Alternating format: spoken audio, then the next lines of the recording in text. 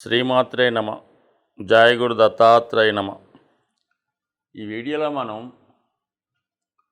రాహు కేతు గ్రహాల ప్రభావం వివిధ రాశుల వారి మీద ఏ విధంగా ఉండబోతుంది,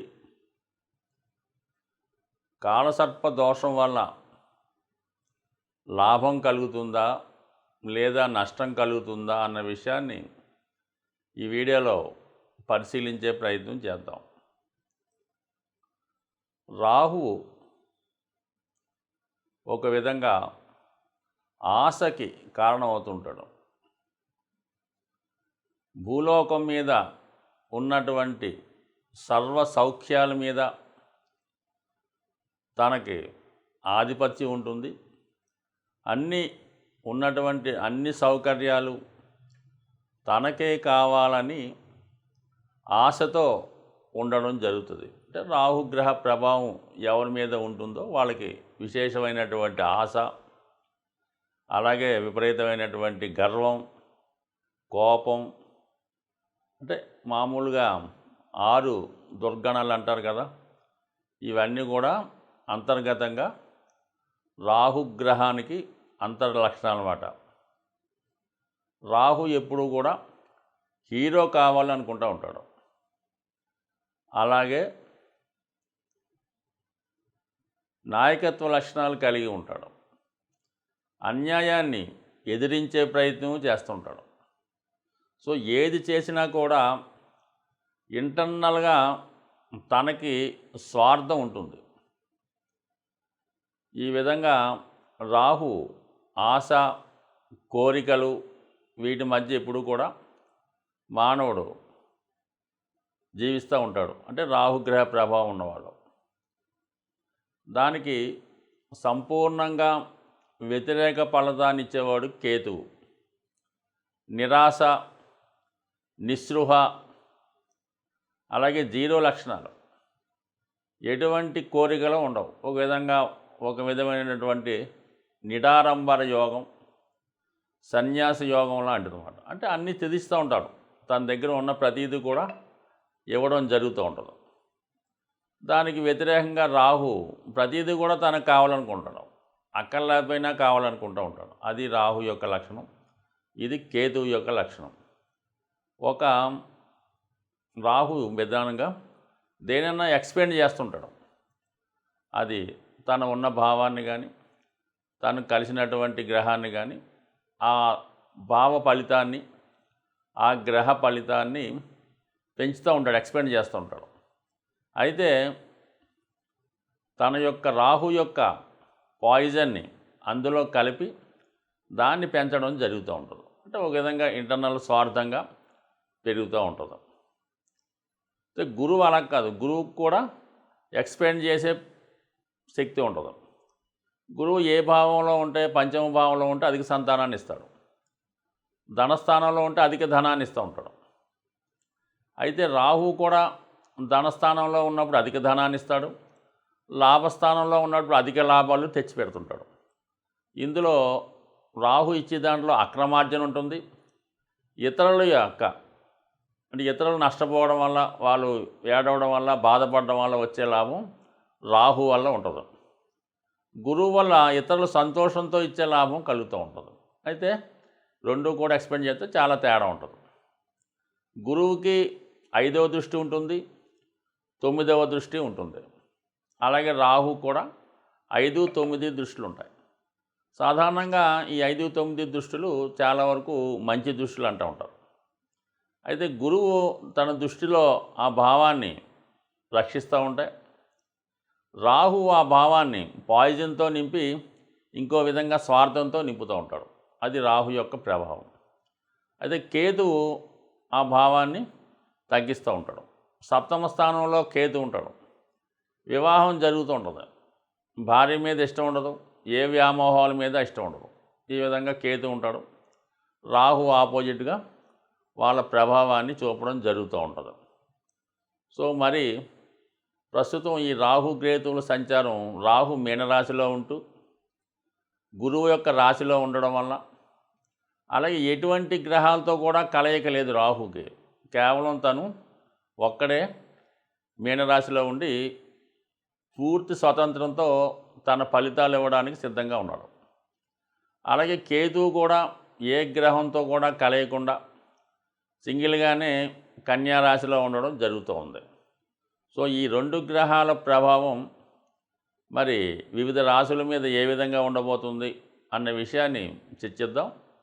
అలాగే దీని పరిహారం ఏ విధంగా చేసుకోవాలన్న విషయాన్ని కూడా ఈ వీడియో చివరిలో తెలుసుకునే ప్రయత్నం చేద్దాం. వృషభ రాశి వారికి రాహు చాలా అనుకూలమైనటువంటి 11వ స్థానంలో ఉండడం జరిగింది. ఎప్పుడైనా సరే ఈ రాహుకేతువులు ఒక గ్రహం అనుకూలంగా ఉంటే రెండవ గ్రహం ప్రతికూలంగా ఉండడం జరుగుతూ ఉంటుంది. అయితే ఇప్పుడు ఒక విధంగా మరి వృషభ రాశి వారికి రాహు అనుకూలంగా ఉన్నాడు, కేతువు అనుకూలంగా ఉన్నాడు. అంటే దాన్ని మనం ఫాలో అయినప్పుడు వాటిని మనం ఉపయోగించుకోవాల్సి ఉంటుంది.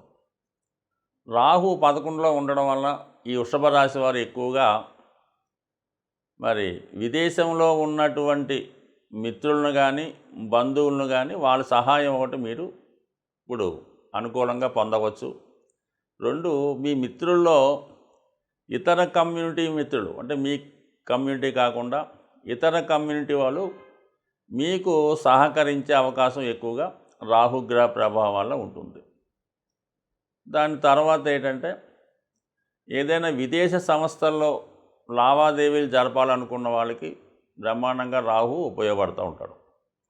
అలాగే సినిమా పరిశ్రమ, సాఫ్ట్వేర్ రంగం, యూట్యూబ్ అవ్వచ్చు, మీడియా అవ్వచ్చు, టీవీ అవ్వచ్చు, వాటిలో నటీనటులకు కానీ నిర్మాతలకు కానీ ప్రొడక్షన్ వారికి కానీ ఇది చాలా మంచి ఆపర్చునిటీ. రాహు మారువేషానికి కారణం అవుతుంటాడు అన్నమాట. అంటే ఉన్నదాన్ని వేరే విధంగా చూపిస్తుంటాడు, లేని దాన్ని ఉన్నట్టు చూపిస్తుంటాడు. సో ఆ కారణం వల్ల ఈ మీడియా వాళ్ళ పని అంతా అదే కాబట్టి ఖచ్చితంగా వాళ్ళకి ఈ సమయంలో రాహు బాగా అనుకూలిస్తాడు.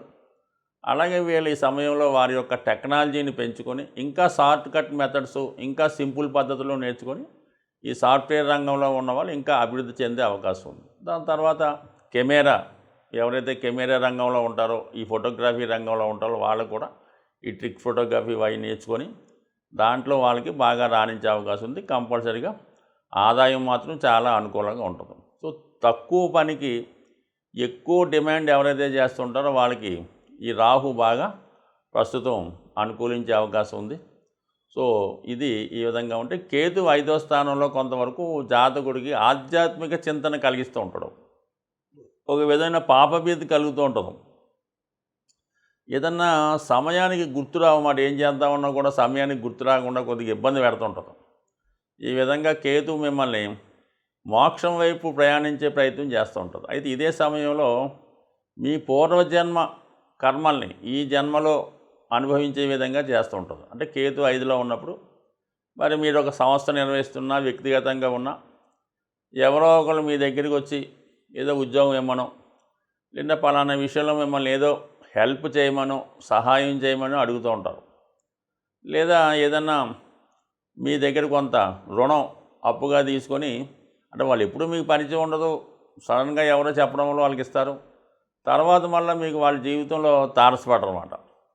అలాగే కొంతకాలం పాటు ఏదో మీ కార్యాలయంలోనూ మీ ఆఫీస్లోనూ ఎవరో ఉంటే వాళ్ళకి ఓ 15 రోజుల పాటు 2 నెలల పాటు ఏదో భోజనం పెట్టించడం ఏదో చేస్తుంటారు. సో ఈ విధంగా మీరు గత జన్మ రుణాన్ని తీర్చుకునే విధంగా కేతువు మీకు సహకరించే అవకాశం ఉంటుంది. మరి ఈ టైంలో మీరు స్పెక్యులేషన్ కానీ, జోదం కానీ, ఆన్లైన్ బెట్టింగ్స్ విషయంలో చాలా జాగ్రత్తగా వ్యవహరించాలి. అయితే విద్యార్థులు ఎక్కువగా తన యొక్క జ్ఞాపక శక్తిని పెంచుకునే ప్రయత్నం చేయాలి. ఇది ఎక్కువగా విద్యార్థుల మీద ప్రభావం చూపిస్తుంటుంది. పంచమం అనేది కన్ఫ్యూజ్ చేస్తుంటుంది. లాభంలో ఉన్నటువంటి రాహు ఆశ చూపిస్తుంటుంది. మనం ఏదో విధంగా పరీక్షలో పాస్ అయిపోతులే, పెద్ద ఏముంది కానీ ఇప్పుడు పెద్ద కష్టపడక్కలేదని భావాన్ని కలిగిస్తూ ఉంటారు. ఈ రాహుకేతువులు ప్రస్తుతం పంచమ లాభస్థానాల్లో ఉండవల్ల, ఈ కారణం వల్ల మరి కంపల్సరీగా మీరు ఎక్కువగా విద్యార్థులు అయితే మాత్రం విద్య మీద 100% శ్రద్ధ పెట్టవలసిందే. వ్యాపారులకు కంపల్సరీగా మాత్రం గతంలో పోగొట్టుకున్నటువంటి ధనాన్ని తిరిగి ఈ సమయంలో అది న్యాయం అవ్వచ్చు, అన్యాయం అవ్వచ్చు, మొత్తం మీద నిజాయితీగా చేస్తే వ్యాపారం ఎందుకు అవుతుంది, కానీ ఆ విధంగా కొంతవరకు చేయడం వల్ల మీ యొక్క శ్రమకు తగిన ఫలితం కన్నా అదనపు ఫలితం ఎక్కువగా రావడం జరుగుతుంది. ముఖ్యంగా మనీ రొటేషను చాలా ఎక్కువగా ఉంటుంది. దానివల్ల ఏంటంటే ఈ సమయంలోనే మీరు కొంత మరి ఫైనాన్స్ మేనేజ్మెంట్ కూడా జాగ్రత్తగా తీసుకొని డబ్బులు ఉన్నాయి కదా అని అనవసర వాటికి ఖర్చు పెట్టకుండా జాగ్రత్తగా ఉంటే మరి ఈ సంవత్సరం మీకు రాహు చాలా లాభసాటిగా ఉపయోగపడే అవకాశం ఉంటుంది.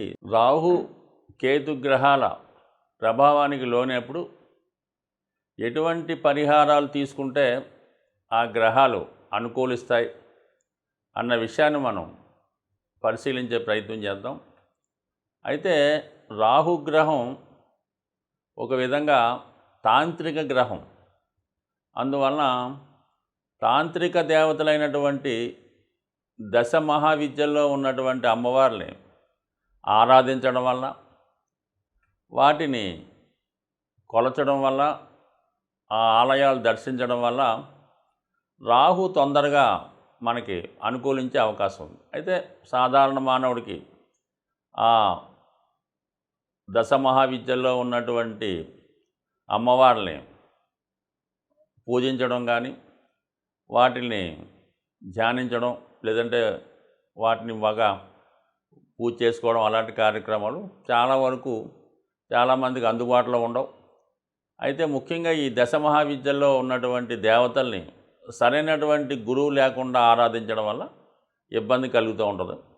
అయితే ఏంటంటే అటువంటి దేవాలయాలు ఉన్నప్పుడు, దగ్గరలో ఉన్నప్పుడు, లేదనుకోండి దక్షిణ కాళి, మహాకాళి, కనకదుర్గ, ఇలాగా శక్తి స్వరూపాలతో ఉన్నటువంటి దేవతలు, ఇది సింహం మీద, అలాగే పులి మీద ఉన్నటువంటివి, శూలం ధరించి ఉన్నటువంటి దేవతలు, వీళ్ళని మీరు ఆరాధించడం వల్ల ఏమి ఎక్కువ చేయక్కర్లేదు. ప్రతి శుక్రవారం రోజు వీలైతే ఒక 8 శుక్రవారాలు అమ్మవారి ఆలయానికి దర్శించడం వల్ల ఖచ్చితంగా మీకు రాహు యొక్క అనుగ్రహం లభిస్తూ ఉంటుంది. అలాగే కేతు ఇంకా అందరికీ తెలిసిందే, ఎంతమందిని పూజించినా ఎటువంటి ఫలితం రాదు, కానీ కేవలం విఘ్నేశ్వరుణ్ణి ఆరాధించడం వల్ల కేతువు తొందరగా అనుగ్రహం రావడం జరుగుతూ ఉంటుంది. అంటే కేతు అంటూ అనుగ్రహించాడంటే మిగతా గ్రహాలు ఏది కూడా ఇవ్వలేనటువంటి ఫలితాన్ని, లాభాన్ని కేతు గ్రహం ఇవ్వగలడం. కావాలని విఘ్నేశ్వరుణ్ణి, ముఖ్యంగా సంకటహర చతుర్థి, అలాగే వినాయకుడిని గరికతో అర్చించడం, లేదంటే గణపతి హోమం, లేదంటే వినాయకుడి టెంపుల్లో ఉండ్రాళ్ళు ప్రసాదంగా పెట్టి పంచిపెట్టడం, ఎప్పుడూ కూడా ఇలాంటి సింపుల్ రెమెడీస్తో మరి రాహు కేతువుల యొక్క అనుగ్రహానికి పాత్రలవడం మంచిది. ఒక విధంగా రాహు అనుగ్రహిస్తే ఎవ్వరూ ఇవ్వలేనటువంటి అఖండ ఐశ్వర్యాన్ని రాహుగ్రహం ఇవ్వడం జరుగుతుంది. అలాగే కేతువు ఆధ్యాత్మిక రంగంలో అత్యున్నతమైన వ్యక్తులుగా తీర్చిదిద్దే ప్రయత్నం కేతు గ్రహం వల్ల రావడం జరుగుతూ ఉంటుంది. ఒక ఆధ్యాత్మిక రంగంలో అభివృద్ధి చెందాలన్నా, శాశ్వత కీర్తి పొందాలన్నా కేతుగ్రహాన్ని ఫాలో అవ్వాలి. అలాగే మెటీరియలిస్టిక్ వరల్డ్లో అపర కుబేర్లుగా మారాలంటే రాహుగ్రహాన్ని ఫాలో అవ్వాలి. సో ఏదైనా నిజాయితీగా, న్యాయంగా వెళ్ళినప్పుడు ఖచ్చితంగా ఏ గ్రహం అయినా అనుగ్రహించే అవకాశం ఉంటుంది. స్వస్తి.